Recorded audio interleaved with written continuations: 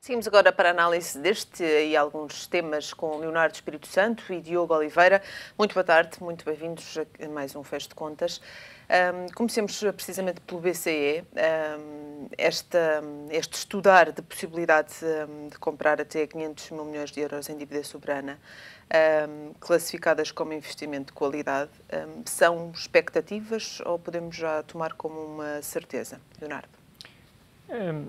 Enfim, não, ainda não há uma certeza, mas é praticamente, acho que já poucas dúvidas restarão que um plano desse género, e esse era um montante, aliás, que que o mercado já estava a descontar há algum tempo, que vai avançar, seja agora em janeiro, seja depois na reunião seguinte, mas tudo aliás, indica, pelas últimas declarações dos vários membros do BCE, não apenas do seu presidente, mas como também de outros membros, que de facto deve avançar já nesta reunião, até porque não há muito mais desculpas para não se fazer mais, porque o BCE está a falhar muito no seu mandato e cada vez mais, e esta queda do preço do petróleo ainda deprime mais a inflação, ainda leva a inflação a níveis ainda mais baixos e faz com que as últimas estimativas do próprio BCE sobre a inflação já estejam desatualizadas e elas ficam desatualizadas pouco tempo depois de serem anunciadas. Portanto, o BCE está tão longe e tão fora daquilo que é o seu mandato que tem que atuar. Não tem mais desculpas para não atuar.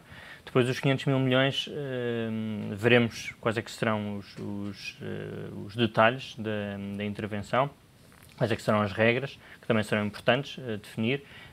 Não sei se serão definidas no primeiro momento, se poderão ser apresentadas, se o plano poderá ser depois melhor apresentado, por exemplo, na reunião seguinte, em março. O próprio BCE já o fez anteriormente, quando, por exemplo, anunciou o programa de OMT, de compra também de dívida de países em necessidade, que aliás acabou por nunca chegar a acontecer.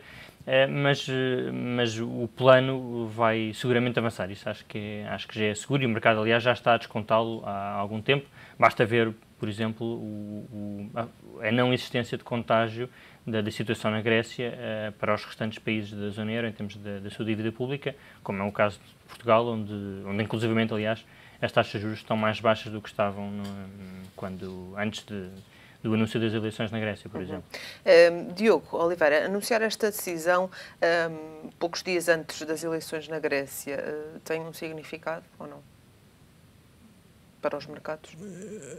Quer dizer, tem. Isto acaba por ser um pouco insólito, não é? Termos esses dois eventos tão significativos a acontecerem ao mesmo tempo, mas penso que é uma forma de preparar, digamos assim, para uma complicação do problema da Grécia, que não vai de certeza ficar resolvido, que não vai necessariamente ficar resolvido com as eleições.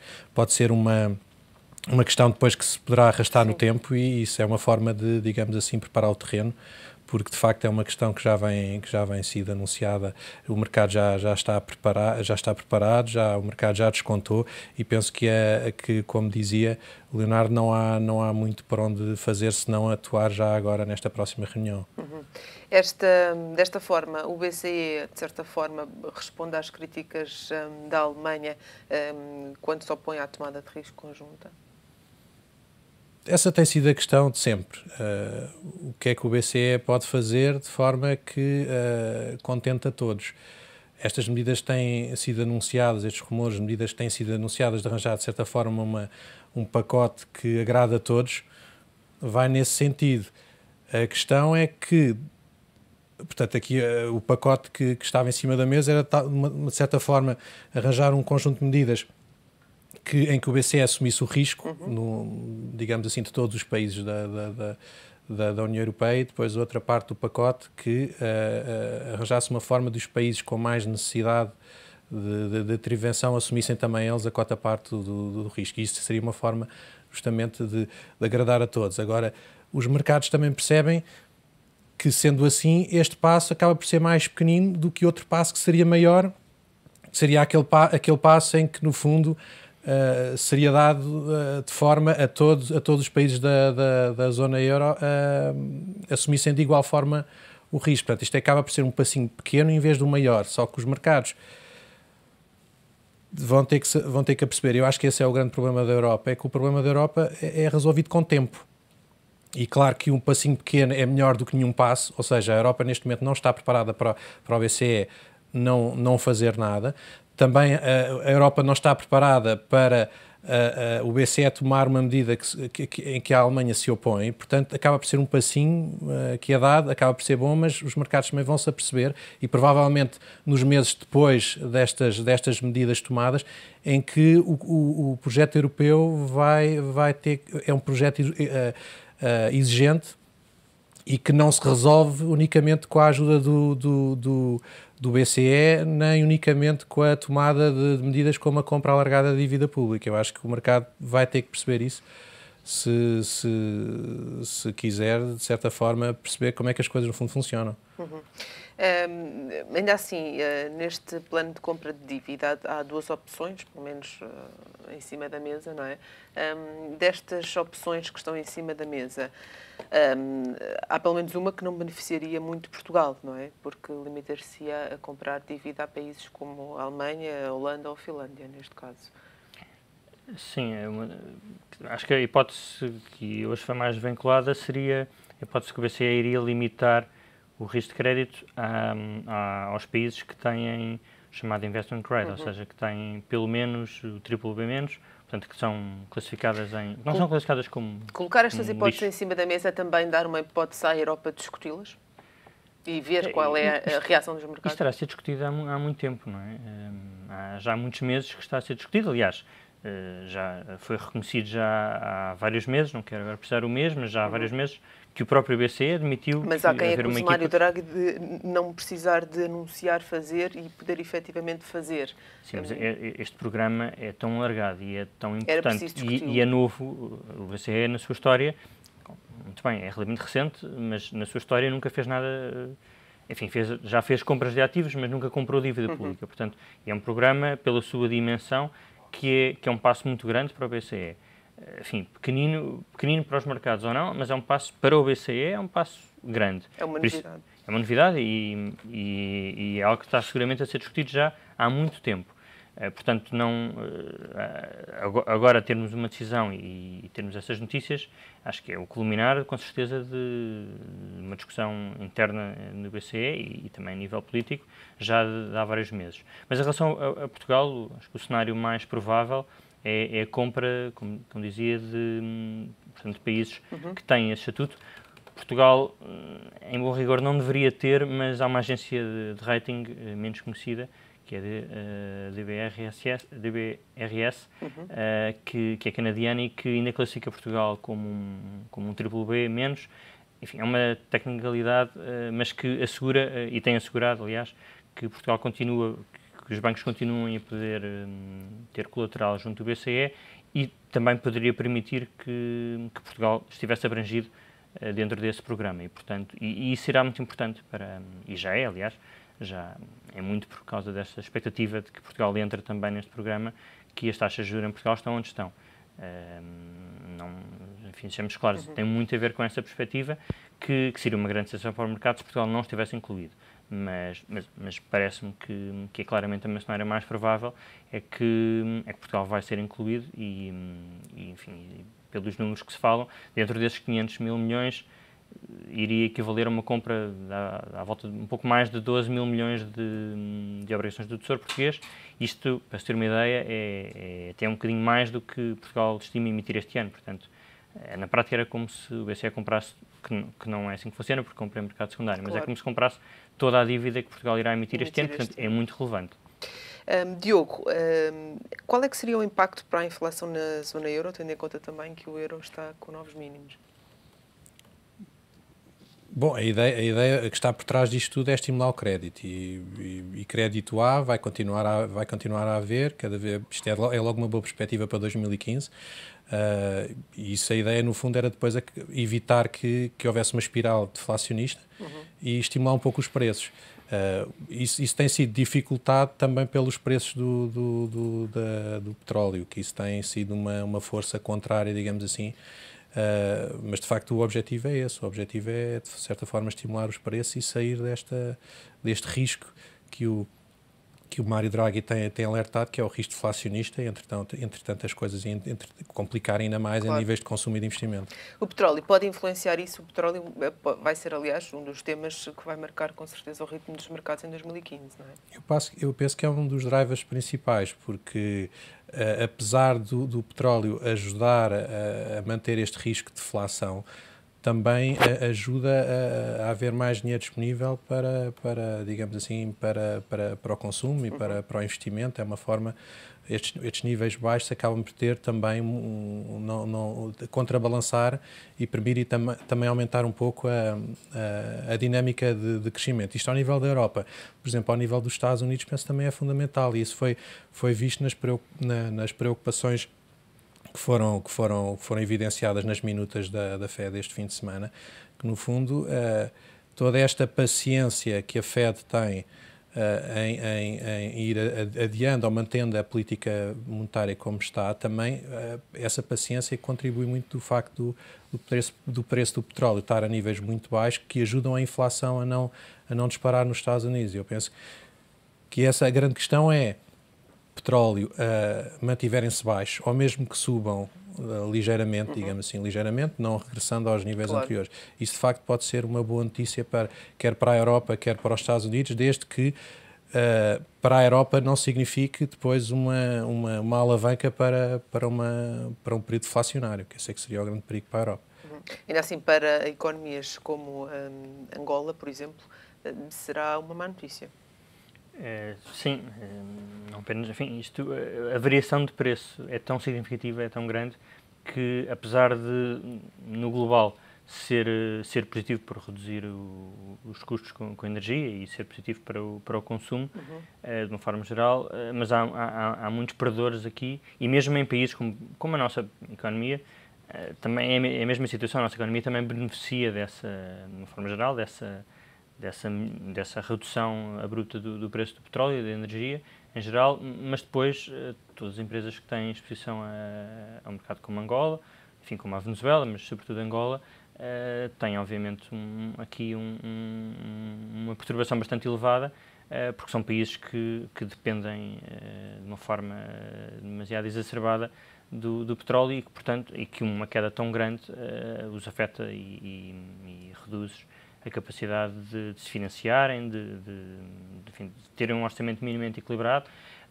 Isso vai trazer perturbações, porque também não são só estes países. Há a Rússia, que é um problema, aliás, de um âmbito ainda mais alargado, a nível geoestratégico. Portanto, acho que isso vai contribuir, de facto, para ter um ano com muito mais volatilidade, não apenas por isso, mas para termos um ano com mais volatilidade do que tivemos em 2014 e mesmo ainda em 2013, que foram anos sobretudo no ano passado, um ano bastante favorável para os mercados em geral e com a volatilidade bastante baixa. Mesmo que este ano seja um ano, se acabe por se revelar um ano positivo, e o preço do petróleo, como disse, no global acaba por ser positivo, mas uma descida tão acentuada e tão rápida é que preocupa por esses efeitos, não vou dizer que são colaterais, porque são efeitos realmente diretos nos países que são produtores e exportadores de petróleo, que são muito afetados com uma queda do preço do petróleo tão forte. Espera-se grande volatilidade de perdas e ganhos no petróleo. Ainda assim, chegar àqueles valores será, pode-se dizer, impossível, pelo menos para 2015, aos valores que tínhamos em junho de 2014? Bem, nós sabemos que impossíveis não há impossíveis, exatamente, impossíveis seguramente não há. E as variações no preço do petróleo, quando temos realmente variações muito rápidas, elas acontecem e ultrapassam níveis que diríamos que deveriam ser de suporte. Isso aconteceu, por exemplo, em 2008, em que o preço do petróleo desceu abaixo dos $30 na altura, e na altura também não era minimamente expectável, depois recuperou. É muito difícil dizer até onde é que vai parar. Agora sabemos que o preço médio, o custo médio, enfim, não se sabe com rigor exatamente qual é que é o preço médio de custo para onde o mercado a médio prazo deve convergir, mas não é nos $40, é acima disso. Portanto, e hoje cada vez mais há uma cada vez maior rapidez de adaptação da oferta às condições de mercado. E, portanto, há já muitos planos de investimento de prospecção de petróleo que foram cancelados ou que estão a fechar ou que estão a ficar em suspenso e que a prazo, não é imediato, mas a prazo vai reduzir a oferta e, portanto, isso depois vai reequilibrar o mercado.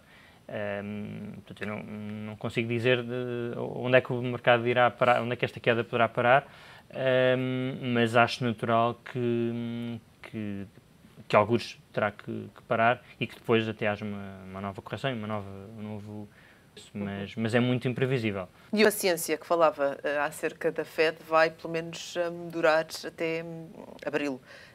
Estas minutas que ontem foram divulgadas animaram os mercados.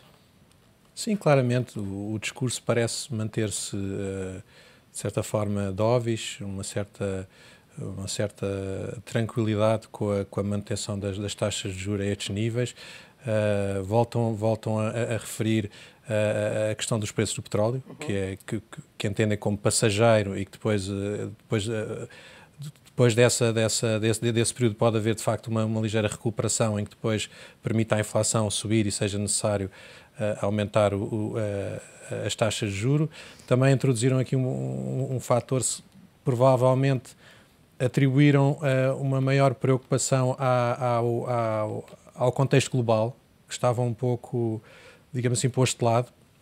Isto também no contexto da crise da Rússia e agora mais exacerbada com a questão dos preços do petróleo. Portanto, é ali uma questão importante que pode afetar, de facto, a nível global as economias e os mercados, mas acaba por ser um discurso de tranquilidade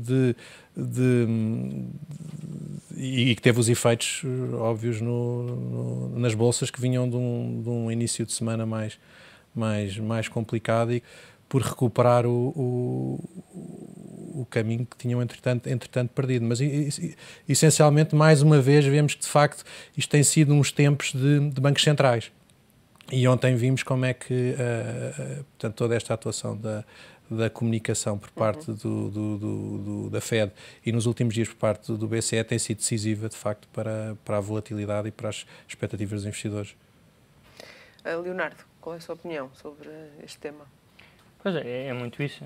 Acho que claramente os mercados têm ido muito à boleia dos bancos centrais e sem essa boleia os mercados têm muito mais dificuldade em continuar no sentido de valorização, sobretudo nas ações e também nas obrigações, porque aqui na Europa é muito por causa do BCE que, como eu disse, que as taxas de juros estão onde estão. Portanto, agora esse espaço de suporte que os bancos centrais têm vindo a dar ao longo destes últimos anos vai-se escutando, obviamente, e nos Estados Unidos ele praticamente já se escutou. Agora o suporte que existe é ir adiando o início da subida de taxas de juros.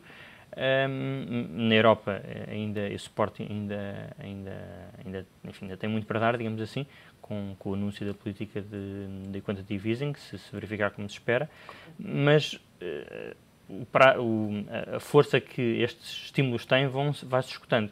E daí que, como eu dizia, que espero, por causa disso, que tenhamos uma evolução com uma maior volatilidade. Não quer dizer necessariamente que os mercados não continuem a subir como têm vindo a subir. Podem continuar se realmente estas políticas tiverem eficácia e a deflação for evitada. Acho que isso é uma discussão provavelmente que nos vai manter ocupados. Depois a seguir ao BCE anunciar, será discutir se realmente essas políticas serão eficazes para interromper com a tendência de deflação de deflação e invertê-la.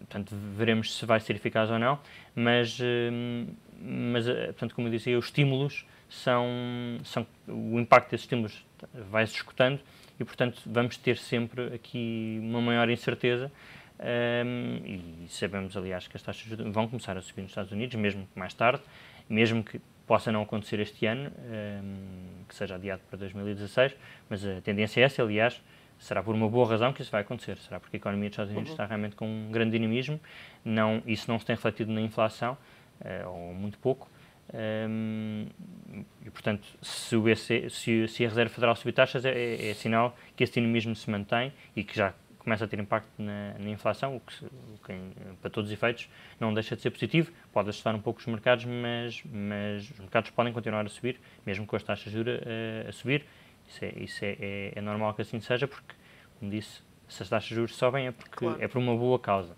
Normalmente, pelo menos desde o início, no início do ciclo de subidas, é por uma boa causa. Leonardo Espírito Santo, Diogo Oliveira, muito obrigada pela vossa análise aqui neste fecho de contas.